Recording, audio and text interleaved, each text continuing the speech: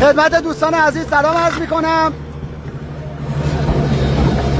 از پیش از ظهر امروز خودروهای لوجستیکی و راهسازی از جمله بیل مکانیکی های بازو بلند و چند دستگاه لودر به کار اضافه شده که برای جابجایی کانتینرها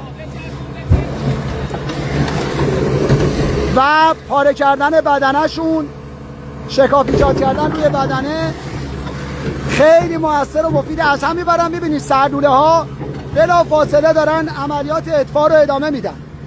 خوشبختانه با حضور این دستگاه ها در ساعت گذشته عملیات لکه‌گیری سرعت خیلی خوب پیدا کرده. در 3 نقطه دیگه همین بیل مکانیکی ها فعال هستن. اینجا الان ذیل شرقی آتش سوزی هست و دوستان آتش نشانی تهران و یه خورده اونورتر آتش نشانی بندرعباس مشغول کار هستن.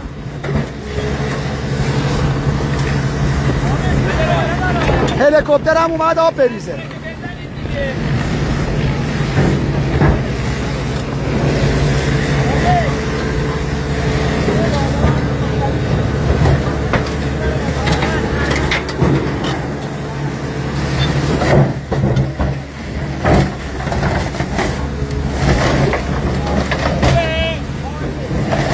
اون تیکه وسطشو بلند کنه خوب میشه ها. همینو بکنه خوبه.